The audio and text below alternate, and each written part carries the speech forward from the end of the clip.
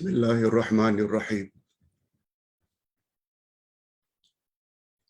Alhamdulillah nahmaduhu wa nasta'inuhu wa nastaghfiruh.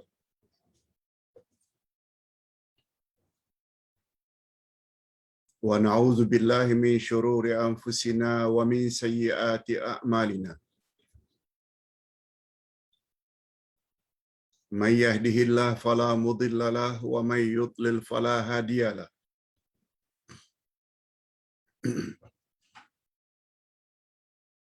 Asyhadu an la ilaha illallah wahdahu la syarika lah. Wa asyhadu anna Muhammadan abduhu wa rasuluh la nabiyya ba'dah.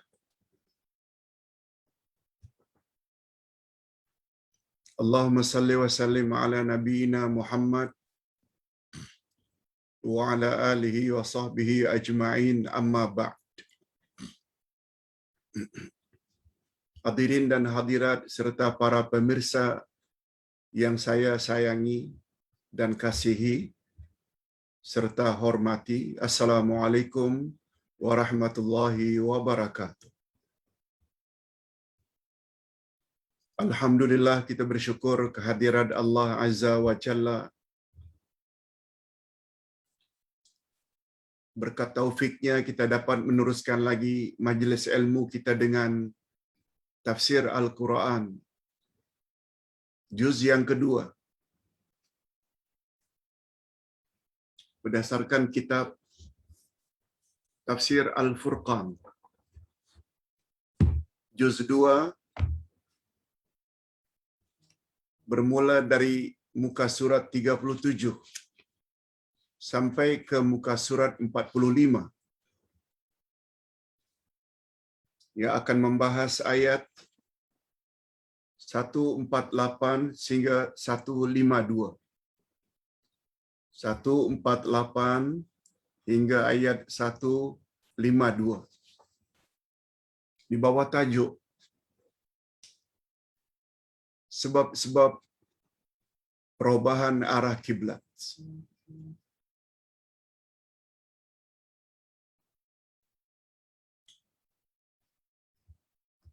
Setiap arahan Allah kita mesti yakin, mesti ada hikmah dan rahasia di baliknya. Sebabnya apabila kita ditakdirkan dapat kemewahan, kesenangan hidup, kesehatan, syukuri nikmat Allah. Dan andai kata sebaliknya kita dapat ujian dari Allah, sabar menghadapinya. Demikian sikap orang-orang yang beriman. Sebabnya pagi tadi Ustaz telah kirim jawaban Ustaz terhadap pertanyaan seseorang tentang salat duduk. Ustaz telah beri pencerahan. Sila baca.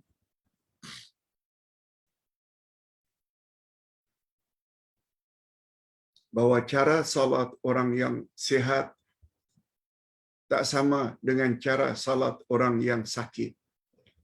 Tak sama.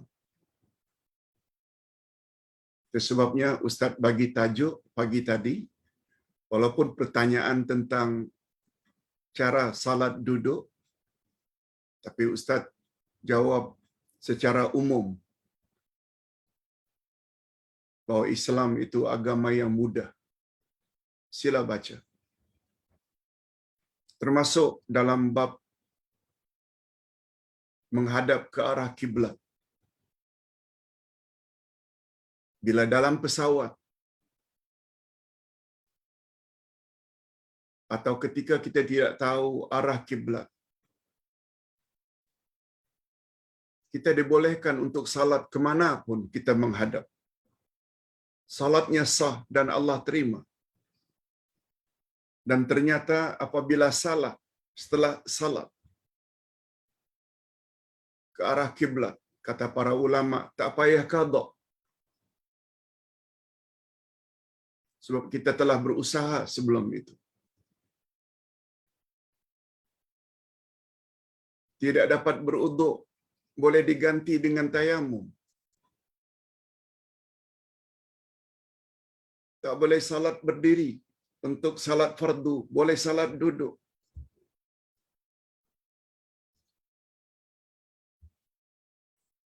Tidak mampu duduk, boleh baring, kata Nabi.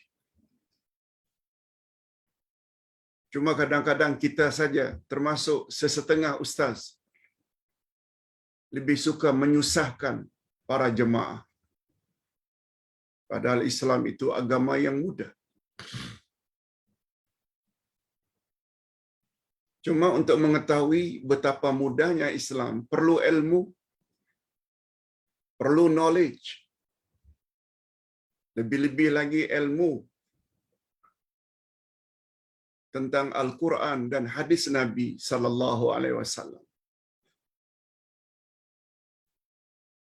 Okey. Sekarang kita ingin kaji apa sebab adanya perubahan arah kiblat dari Masjid Al-Aqsa di Palestin ke Kaabah yang ada di Mekah. Apa rahasianya? Untuk mendapat keberkatan, kita baca satu ayat saja. Sebab ayat-ayat berikutnya nanti akan kita baca di dalam penjelasan. A'udzubillahi minasyaitonirrajim.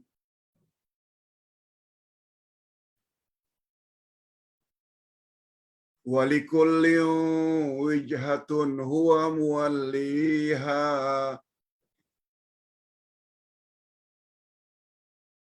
Ustaz ulang. A'udzubillahi minasyaitonirrajim. Walikulli wijhatun huwa muwalliha. Fastabiqul khairat. Aynama takunu ya'ti bikumullahu jami'a.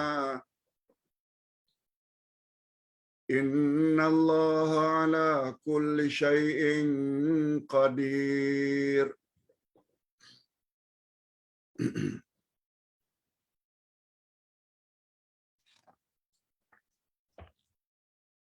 Artinya, dan bagi tiap-tiap umat ada kiblatnya sendiri yang dia menghadap kepadanya. Maka berlomba-lombalah dalam membuat kebaikan. Di mana saja kamu berada, pasti Allah akan mengumpulkan kamu sekalian pada hari kiamat.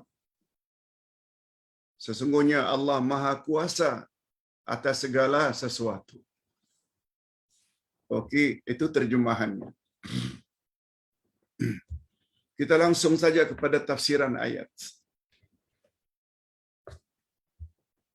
Setelah Allah membantah dakwaan ahli kitab yang mempertikaikan perubahan arah kiblat dari Baitul Maqdis ke Kaabah, padahal mereka sebenarnya mengetahui,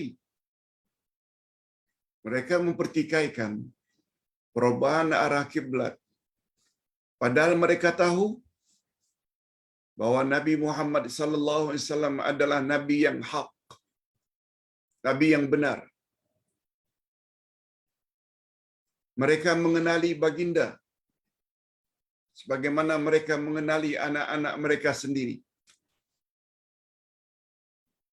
Malah kita sebut minggu lalu, mereka kenal Nabi Muhammad melebihi daripada mereka kenal anak mereka sendiri. Sebab ada kemungkinan si ayah anggap itu anaknya, padahal barangkali istrinya curang. Istrinya berhubungan dengan lelaki lain ketika ketiadaannya. Lalu dia tak tahu, dia akui juga anaknya. Tapi kenalnya ahli kitab terhadap Nabi Muhammad Mereka lebih kenal Nabi Muhammad berbanding anak sendiri. Apa sebab? Sebab kerasulan Nabi Muhammad sudah tertera di dalam kitab-kitab mereka. Taurat dan Injil. Allah dah beritahu sifat Rasul akhir zaman. Itu maksudnya, kata ulama tafsir. Mereka kenal Nabi Muhammad melebihi daripada mereka kenal anak sendiri. Keingkaran mereka terhadap isu perubahan arah kiblat hanya semata-mata didorong oleh sikap angkuh dan degil. Tahu tapi tak mau ikut. Lalu di dalam ayat berikut ini, Allah Subhanahu wa taala menegaskan bahwa sebenarnya setiap umat memiliki kiblat masing-masing yang mereka wajib menghadapnya. Ini dia rahasianya.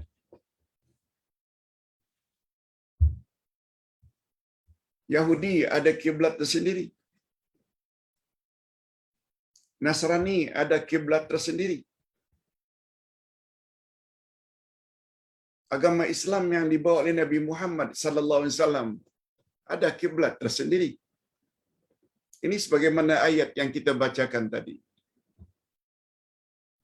Wa likulli wijhatun huwa muwalliha fastabiqul khairat. Dan bagi tiap-tiap umat ada kiblatnya sendiri yang ia menghadap kepadanya. Maka berlomba-lombalah kamu dalam berbuat kebaikan.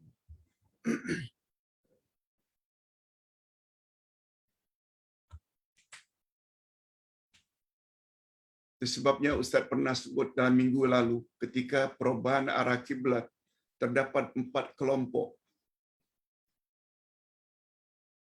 Ketika itu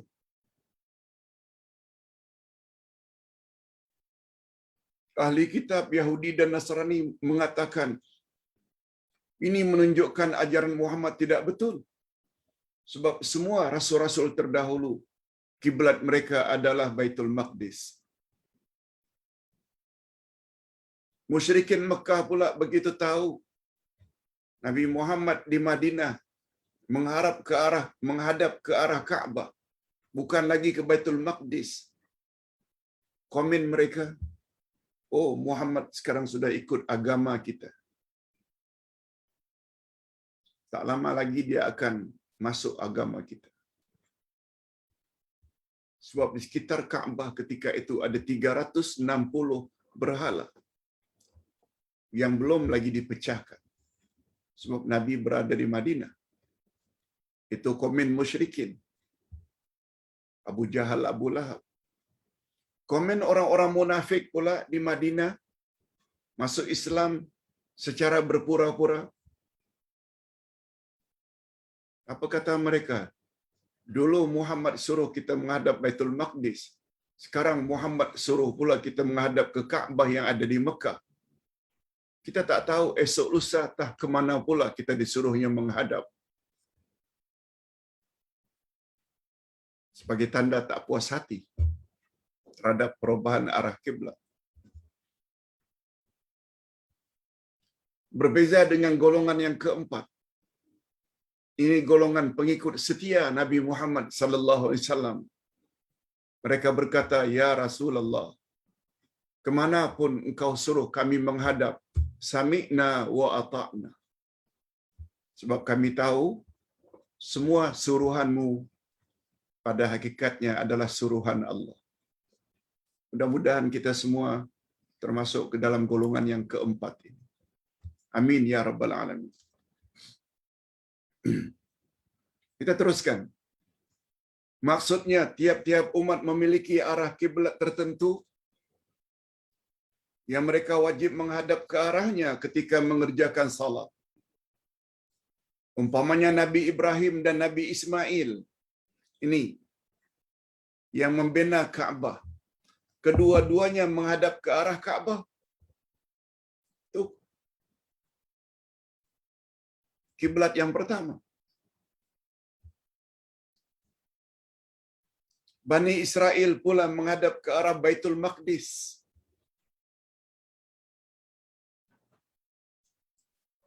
Nasrani pula menghadap ke arah Masyrik, yaitu timur.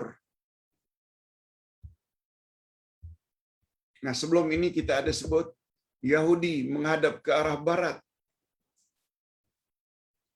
Ini yang dimaksudkan tiap-tiap umat mereka punya kiblat sendiri. Jika mereka memahami hakikat ini, yaitu setiap umat ada kiblat sendiri, maka tidak wajar mereka mempertikaikan perubahan arah kiblat. Tidak wajar. Yang dibawa oleh Nabi Muhammad sallallahu alaihi wasallam.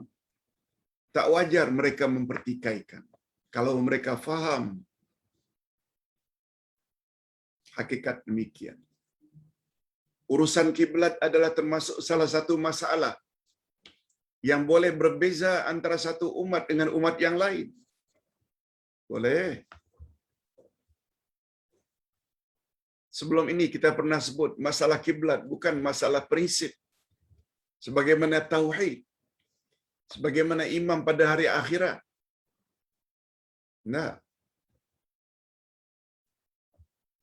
arah kiblat bukanlah perkara asas dalam beragama. Bukan.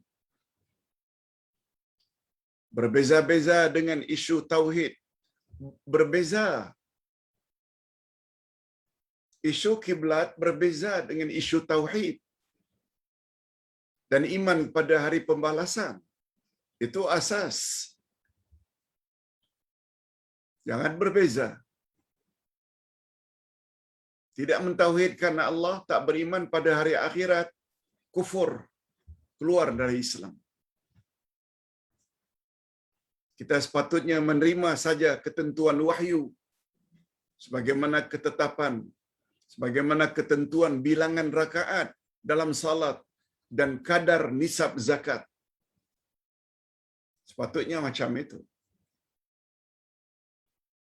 Jangan tanya, mengapa maghrib 3 rakaat? Mengapa subuh 2 rakaat?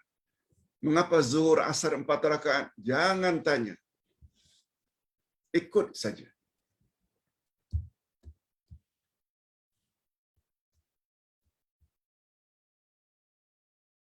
Demikianlah juga tentang isu perubahan arah kiblat. Ikut saja.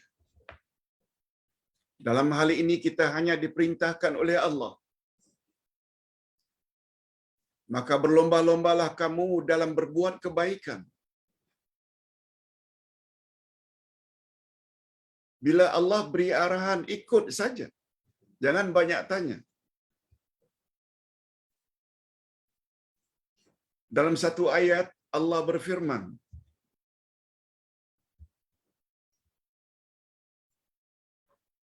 jangan kamu tanya apa yang aku suruh, tapi akulah yang berhak bertanya apa yang kamu buat.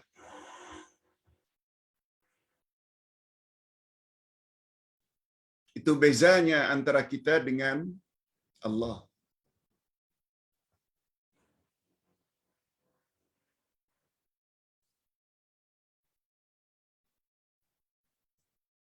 Dan usahakanlah agar kamu menjadi orang yang pertama dan mendahului orang lain untuk melakukan arahan Allah itu. Itu maknanya berlomba-lombalah dalam melaksanakan perintah Allah. Bukan sebaliknya. Apatah lagi sampai menolak kebenaran dengan sombong dan takabur karena terlalu mengikuti hawa nafsu. Sikap demikian hanya akan membawa kamu kepada kejahatan dan kesesatan.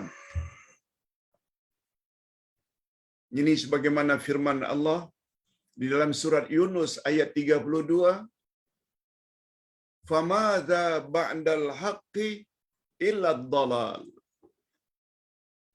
Tidak ada sesudah kebenaran melainkan kesesatan. Bila kita sedang tidak ikut kebenaran, apa kata Allah, apa kata Rasul, ketahuilah sebenarnya kita sedang berada di atas kesesatan.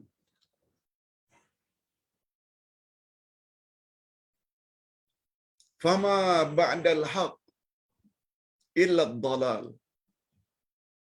Tidak ada sesudah kebenaran kecuali kesesatan. Sebabnya dalam jawaban Ustaz semalam, ada orang tanya, Ustaz, saya telah difitnah sebab saya menyampaikan ayat Quran, hadis Nabi. Mereka mengumpat saya. Saya golongan inilah, golongan inilah, golongan inilah. Saya kata, ini Allah yang kata, ini Rasul yang kata, ini ayat Quran, ini hadis Nabi. Tidak. Pokoknya kami tak mau dengar apa yang kamu cakap. Kamu kata, ini ayat Quran, ini hadis Nabi, karena guru kamu cakap macam itu. Coba lihat, ini jenis manusia yang degil.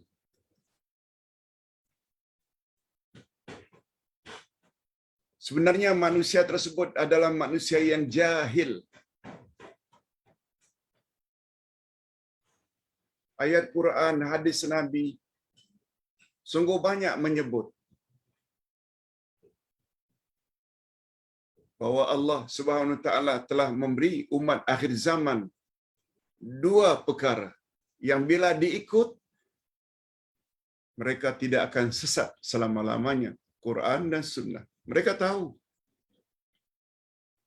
Nah, ini namanya orang yang degil, bukan jahil. Ingat, degil lebih berbahaya daripada jahil. Sebab orang degil dia tahu, tapi dia tak mau ikut. Sebabnya Allah berfirman dalam surat Al-Furqan, menyebut salah satu sifat ibadur Rahman, hamba-hamba Allah yang Maha Pengasih,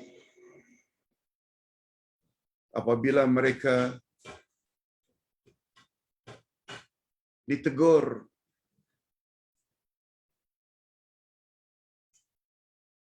oleh orang-orang yang jahil, apabila mereka berhadapan dengan orang-orang jahil, katakan saja selamat. Maksudnya jangan dilayan, jangan diajak bertengkar, sebab mereka sebenarnya tidak dapat taufik, hidayah. Allah belum buka hati. Doakan saja mudah-mudahan mereka itu orang yang mendapat taufik, hidayah dari Allah. Kita hendaklah melihat mereka dengan pandangan kasihan.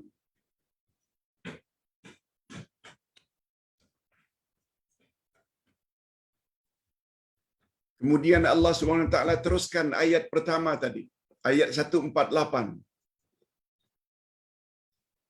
Ainama takunu ya'ti bikumullahu jami'a. Innallaha ala kulli syai'in qadir.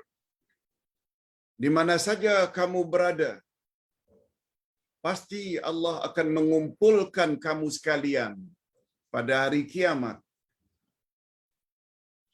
Sesungguhnya Allah Maha Kuasa atas segala sesuatu. Ingat, Allah ingatkan kita, tak kira di mana kamu berada, kamu nanti akan dikumpulkan di padang mahsyar. Dan Allah Maha berkuasa berbuat demikian. Sebabnya selagi hayat di kandung badan, jangan sombong. Maksudnya dimanapun tempat kamu melakukan amalan, niscaya pasti ia akan dihimpunkan oleh Allah untuk dihisab pada hari kiamat nanti. Awak sedang salat dalam kapal terbang ke? Awak sedang berada di tengah-tengah padang pasir ke? yang ketika itu tidak tahu arah kiblat, atau kamu berada di hutan ke cuaca mendung, tak tahu arah kiblat, jangan bimbang. Yang penting salat saja. Menghadap kiblat bukan perkara yang prinsip. Betul dia salah satu syarat sah salat itu bagi orang yang tahu arah kiblat. Bagi orang yang tidak tahu arah kiblat atas sebab-sebab tertentu, pada mereka diberi keringanan. Salat saja dan salatnya sah. Atas sebab itu hendaklah kita bersegera melakukan kebaikan. Jangan ditangguh-tangguhkan lagi. Adapun ketika melaksanakan amalan itu, di negeri manapun kita sedang berada, atau ke arah manapun kita sedang menghadap, itu bukan perkara yang penting. Yang penting ialah amal soleh itu hendaklah dilakukan dengan segera. Ketentuan ini sebenarnya adalah menjadi berita gembira bagi orang-orang yang taat. Dan sebaliknya peringatan kepada orang-orang yang gemar melakukan maksiat dan dosa.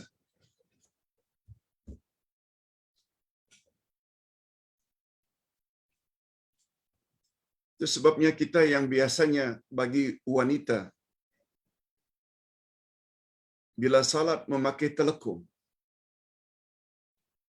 bagi lelaki kita Nusantara biasanya salat pakai kain sarung. Telekung dan kain sarung, sajadah, songkok, ketayab bukan perkara prinsip. Yang prinsip menutup aurat.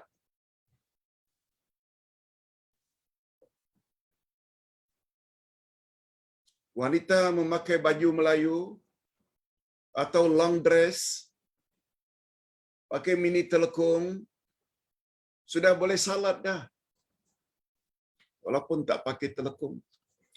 Lebih-lebih lelaki, pakai seluar, pakai celana, salat tak jadi masalah.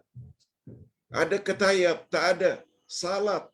Sebab ini bukan prinsip. Itu maksudnya berita gembira.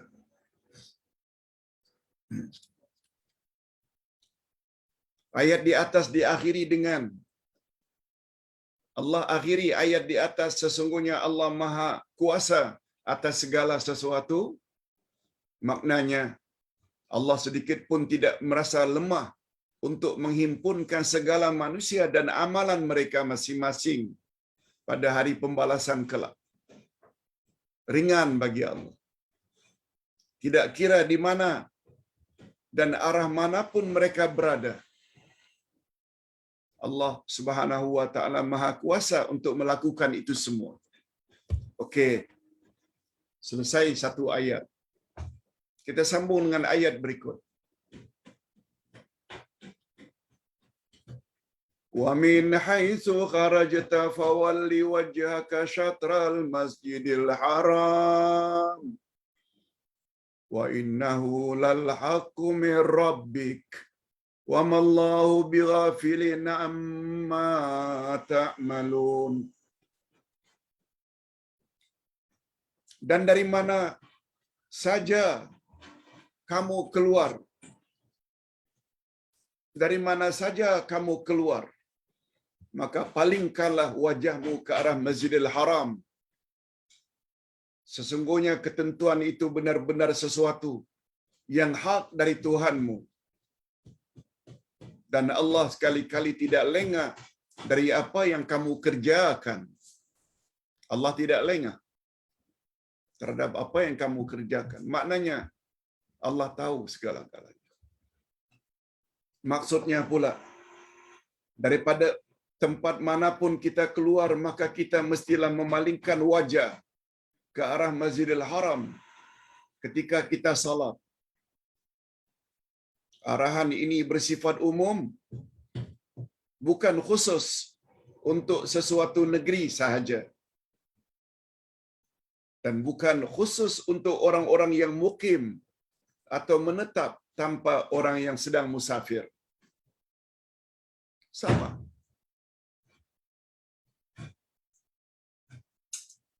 Kalau musafir barangkali karena kenderaannya bergerak, orang mukim barangkali dia tak tahu arah kiblat, dan Allah tidak pernah lengah atau lalai terhadap amalan dan keikhlasan kita mengikuti ajaran Nabi sallallahu alaihi wasallam.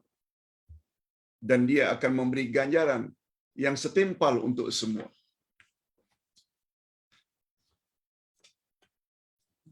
Hadirin dan hadirat rahimakumullah.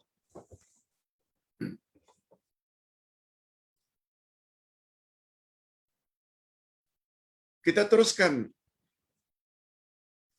Wa min haitsu kharajta fawalli wajhaka syatral masjidil haram wa haitsu ma kuntum fawallu wujuhakum syatrah. Dan dari mana saja kamu keluar, maka palingkanlah wajahmu ke arah Masjidil Haram. Dan di mana saja kamu sekalian berada, maka palingkanlah wajahmu ke arahnya.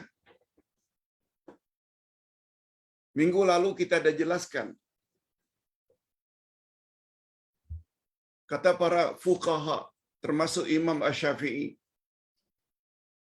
menghadap kiblat ini ada dua. Menghadap kiblat, betul-betul kiblat, bila kita melihat kiblat sebab sedang berada dalam Masjidil Haram, walaupun saf kita akan melengkung, tidak lurus, itu namanya menghadap kiblat. Tapi bila kita berada di luar Mekah, Madinah, Jeddah, Kuala Lumpur, Batam, Jakarta, jauh daripada Mekah, kita cukup menghadap arahnya saja. Kalau Mekah itu arahnya arah barat, sedikit ke kanan, hadap saja ke arah barat, sedikit ke kanan. Tak jadi masalah. Itu maksudnya. Tapi jangan seperti apa yang Ustaz dengar dari kawan.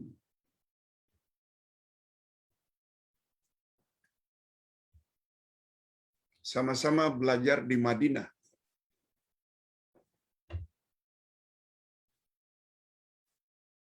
Dan Riyadh. Begitu selesai,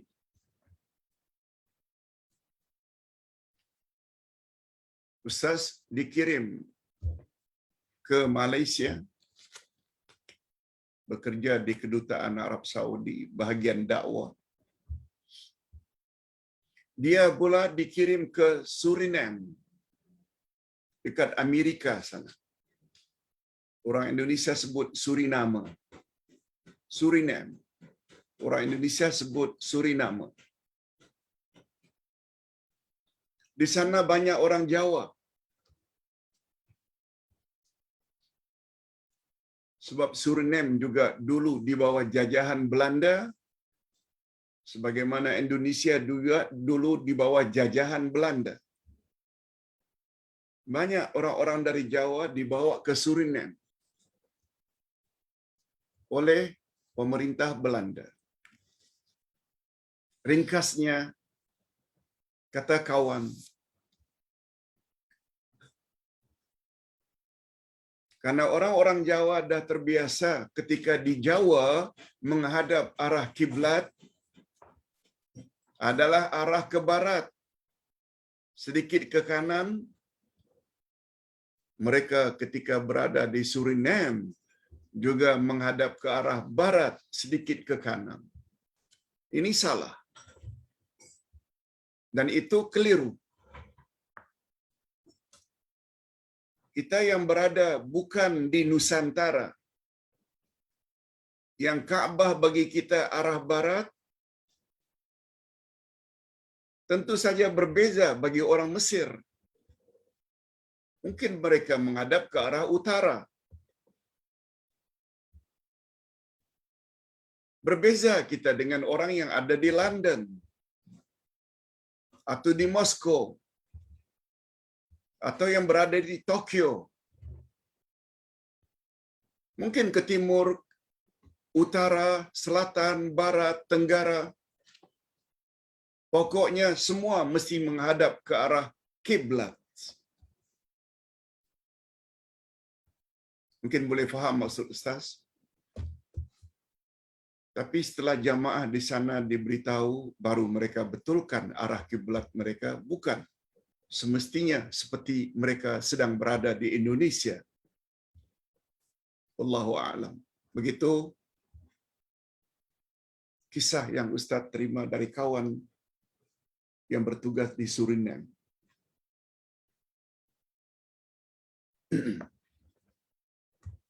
Kita teruskan. Perkara ini dijelaskan oleh Allah Subhanahu wa taala dalam ayat berikut. Li'alla yakuna lin-nasi 'alaikum hujjatun illa alladzina zalamu minhum fala takhshawhum wakhshawni. Ini di antara rahasia mengapa ada perubahan arah kiblat. Agar tidak ada hujah bagi manusia atas kamu. Agar manusia tidak boleh membantah kamu. Agar manusia tidak boleh mendakwa kamu.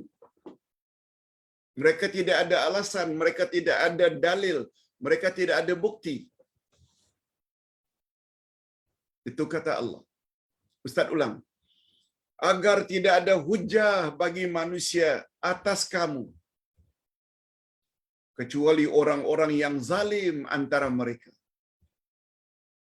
Yang mengatakan kita menghadap ke arah kiblat itu, yang ada ke arah Kaabah itu salah. Mereka sebenarnya tidak ada hujah untuk menuduh kita berbuat demikian. Kononnya kita pembawa ajaran atau pengikut ajaran sesat. Sebab kiblat kita berbeza dengan kiblat orang-orang dulu, yaitu Baitul Maqdis. Maka janganlah kamu takut kepada mereka. Dan takutlah kepadaku, kata Allah.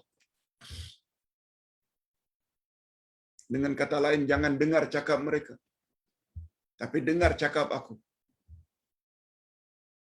Ayat ini nih sifatnya umum. Itu sebabnya kita merasa beruntung. Kita diajak agar beragama ikut cakap Allah, Quran. Ikut cakap Nabi Muhammad, sunnahnya. Itu yang betul. Tapi berapa banyak orang yang lebih suka dengar cakap tok gurunya.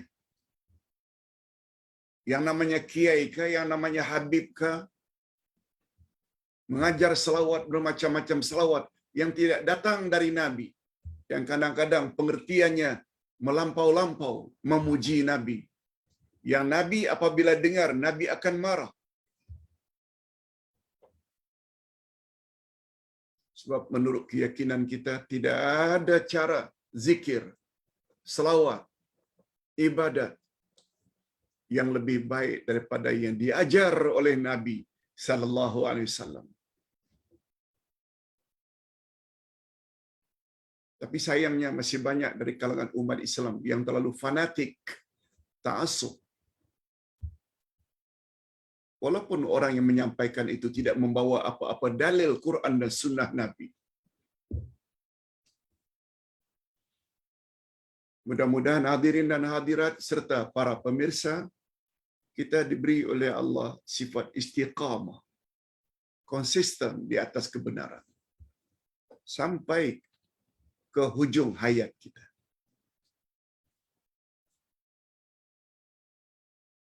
Penentuan arah kiblat kepada Kaabah yang terletak di Mekah Al-Mukarramah adalah bertujuan supaya tidak ada hujah atau alasan bagi orang-orang kafir, sama ada kafir ahli kitab atau musyrikin, menuduh kamu Muhammad sebagai rasul palsu. Mereka tuduh Nabi Muhammad rasul palsu. Sebab kalaulah Nabi Muhammad tetap saja berkiblatkan Baitul Maqdis, niscaya mereka ada alasan atau hujah untuk mempertikaikan kesahihan kenabian Muhammad. Sebab mereka tahu dalam Taurat dan Injil tertera kiblat Rasul akhir zaman adalah Ka'bah. Jadi mereka ada poin untuk mengatakan Muhammad itu rasul palsu. Tetapi tidak, Allah telah selamatkan Nabi Muhammad dengan menyuruh Nabi Muhammad menghadap ke arah kiblat, sebagaimana yang Allah telah beritahu dalam kitab Taurat dan Injil. Allahu Akbar. Menurut Syekh Abdul Rahman As-Sa'di, ahli kitab Yahudi dan Nasrani mendapati di dalam kitab mereka Taurat dan Injil bahwa kiblat bagi Rasul akhir zaman adalah Ka'bah, Baitullah Al-Haram yang ada di Mekah. Yes.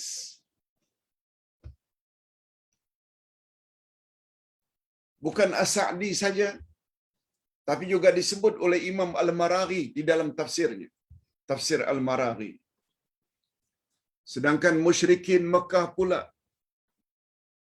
Nah, kalau itu ahli kitab Yahudi dan Nasrani dapat maklumat dari langit berdasarkan kitab Taurat dan Injil. Macam mana dengan musyrikin, Pak Ustaz? Nah, sedangkan musyrikin Mekah pula memandang bahawa Ka'bah adalah rumah yang sangat agung, yang menjadi lambang kemegahan mereka. Ia mempunyai kaitan dengan agama Ibrahim. Oleh itu, jika Nabi Muhammad sallallahu alaihi wasallam tidak menghadap ke arah Ka'bah, maka ada alasan bagi mereka untuk menolak ajarannya. Sebab mereka sangat bangga dengan Ka'bah. Dan mereka tahu bahawa Ka'bah itu dibina oleh Ibrahim dan Ismail, yang dari jalurnya datanglah orang Arab. Beza dengan Bani Israel. Dari Ibrahim juga, tapi dari jalur Ishak. Ishak dapat anak bernama Yakub, dan Yakub nama lainnya adalah Israel. Itu sebabnya sebagai tambahan, penduduk Mekah zaman itu, mereka bukan hanya beragama musyrikin, penyembah berhala, mereka juga mendakwa mereka adalah hunafa. Hunafa iaitu orang yang bersih daripada syirik.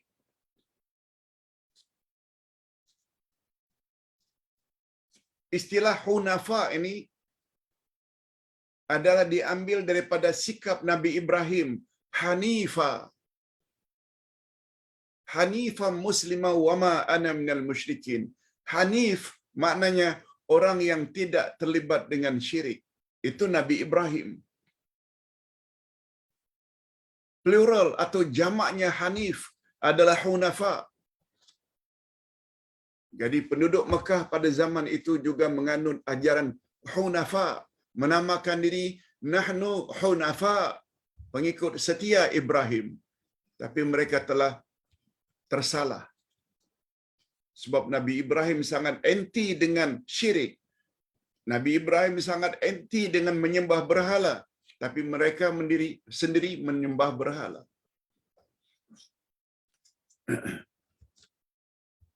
Kita tak perlu heran. Tak perlu heran kalau penduduk Mekah zaman itu mendakwa mereka pengikut setia Ibrahim, tapi mereka buat syirik.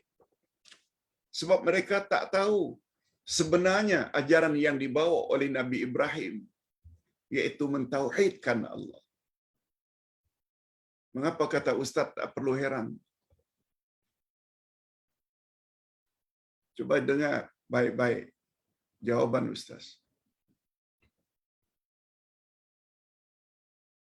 Tak heran hari ini kalau ada orang yang berpahaman Ahlus Sunnah wal Jamaah lalu mengatakan perbezaan kita dengan Syiah kecil saja, bukan perkara prinsip. Padahal dia Ahlus Sunnah wal Jamaah. Apa sebab dia cakap macam itu? Mendakwa Ahlus Sunnah wal Jamaah, lalu dia sanjung Syiah. Dia kata beza kita dengan Syiah bukan perkara prinsip, masalah kecil saja. Apa sebab? Sebab Ahlus Sunnah wal Jamaah tersebut tentang akidah Syiah. Tak belajar akidah Syiah.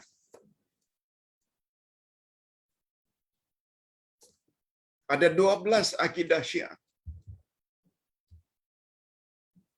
Mendakwa 12 ulama mereka keturunan Sayyidina Ali semuanya maksum. Mendakwa Quran yang pada hari ini bukan Quran yang original. Quran yang original jumlahnya 17,000 ayat. Sebelum kiamat terjadi, Aisyah, Abu Bakar, Umar akan dibangkit terlebih dahulu untuk dirajam. Aisyah karena berzina. Syiah, itu Syiah. Kebolehan kawin mut'ah, kawin tak perlu kepada wali dan saksi. Awak kata kecil ke? Dan awak pula mendakwa Ahlus Sunnah wal Jamaah. Awak sebenarnya Muslim Ahlus Sunnah yang jahil. Jadi tak heran kalau ada orang Arab zaman itu mengatakan kami adalah follower Ibrahim. Tapi in the same time mereka menyembah berhala. Tak heran. Itu jawabannya.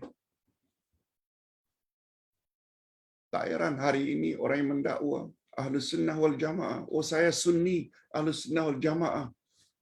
Tapi bila dibawa ayat Quran, hadis Nabi yang sahih, tolak, tolak, tolak. Mudah-mudahan kita tidak termasuk ke dalam golongan itu.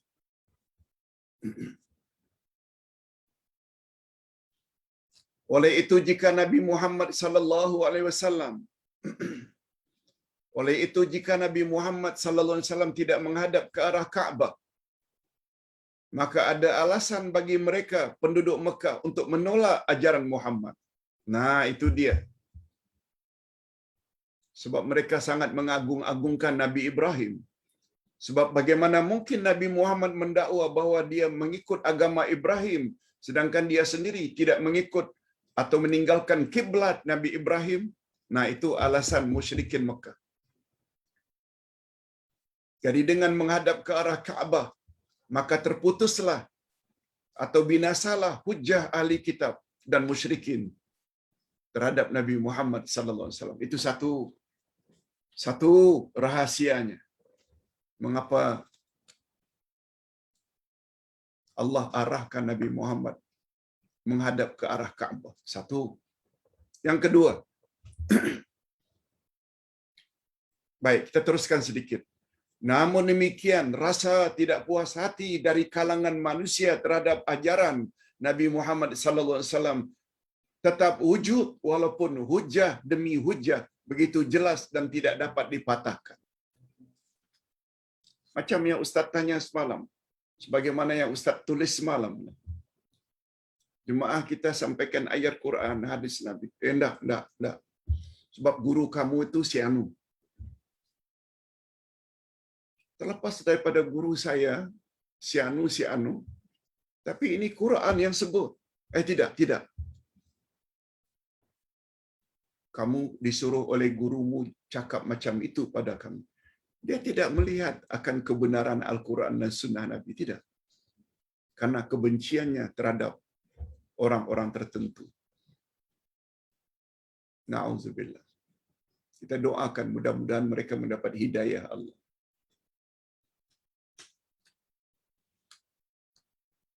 Terkadang-kadang yang menolak Quran dan Sunnah ini bukan orang lain pun, mak bapak sendiri. Kadang-kadang istri sendiri, kadang-kadang suami sendiri, kadang-kadang uncle, auntie sendiri. Akhirnya kita dipulaukan. Na'udzubillah min dzalik. Itu sebabnya ada satu pepatah atau bidalan, qulil haqqa walau kana murrah. Katakan yang benar walaupun pahit padanya. Walaupun kita akhirnya dipulaukan. Enggak, kita lebih takut kepada Allah daripada takut kepada sesama manusia. Jenis manusia seperti ini memang sukar untuk dibentuk. Sukar. Oleh sebab itulah maka Allah melarang kita supaya jangan takut kepada mereka. Karena hujah mereka batil. Dan setiap kebatilan akan hancur. Ini berbeza dengan kebenaran atau al-haq. Dan segala-gala yang datang daripada Allah pasti benar. Itulah sebabnya kita disuruh oleh Allah supaya takut hanya kepadanya saja. Takut kepada Allah adalah punca segala kebaikan.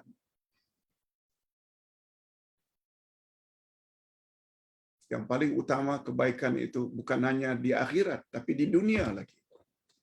Walaupun kita dicemooh. Nah, yang kedua pula, rahasianya di balik perubahan arah kiblat.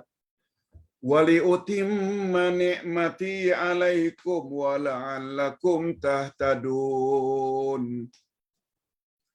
Dan agar aku sempurnakan nikmatku atasmu dan supaya kamu mendapat petunjuk. Nah, dengan mengikut ajaran Allah saja kita baru layak mendapat petunjuk. Hidayah. Ayat Quran.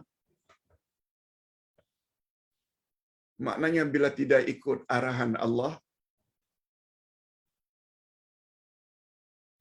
sama ada kita sadari atau tidak sadari, kita berada di dalam kesesatan. Na'udzubillah min dzalik.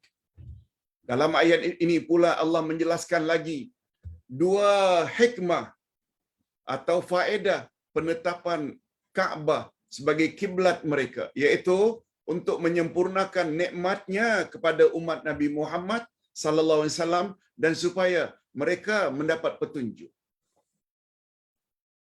Jadi yang pertama tadi, perubahan arah kiblat supaya orang kafir tidak ada hujah untuk menyalahkan kita.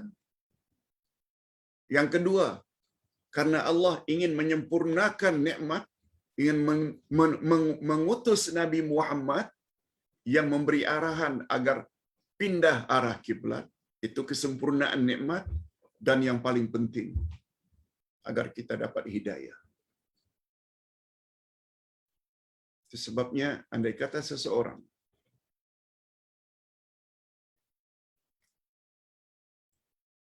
dari kalangan umat Nabi Muhammad sallallahu alaihi wasallam setelah mendapat arahan salat hendaklah menghadap arah kiblat, lalu mereka tidak mau dengan sengaja menghadap arah kiblat dengan sengaja, tak sah salatnya. Itu sebabnya adab dalam berdoa sebaiknya adalah menghadap ke arah kiblat. Semuanya itu adab-adab. Okey, kita sampai ke ayat second last. Kama arsalna fiikum rasulan minkum yatlu alaikum ayatina wa yuzakkikum wa yu'allikumul kitaba wal hikmah wa yu'allimukum ma lam takunu ta'lamun. Sebenarnya, kata Allah, sebenarnya kami telah menyempurnakan nikmat kami kepadamu kami telah mengutus kepadamu rasul antara kamu yang membacakan ayat-ayat kami kepada kamu, mensucikan kamu, mengajarkan kamu Alkitab dan Al-Hikmah atau As-Sunnah, serta mengajarkan kepada kamu apa yang kamu sebelumnya tak tahu. Allahu Akbar. Ini pula mengandung beberapa faedah dan tujuan Nabi utus Nabi Muhammad sallallahu alaihi wasallam. Allah utus Nabi Muhammad sallallahu alaihi wasallam. Coba dengar apa pandangan Profesor Wahbah Az-Zuhaili. Penggunaan istilah sebagaimana kami telah mengutus kepadamu rasul dalam ayat di atas menunjukkan betapa besarnya nikmat perubahan arah kiblat kepada Kaabah. Rasulullah yang suruh atas arahan Allah. Jadi maknanya nikmat Kaabah itu sama dengan nikmat atau sebagaimana nikmat kerasulan. Dalam ayat tersebut juga dinyatakan beberapa tugas atau peranan Nabi Muhammad sallallahu alaihi wasallam. Coba perhatikan. Pertama sekali membacakan ayat-ayat Allah kepada kita.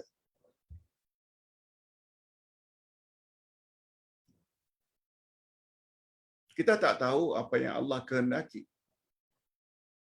kalau kepada kita tak diberitahu oleh Rasulullah sallallahu alaihi wasallam. Sebab hanya baginda saja yang terima wahyu. Kita tak terima wahyu. Coba lihat ayat 110 surat Al-Kahfi.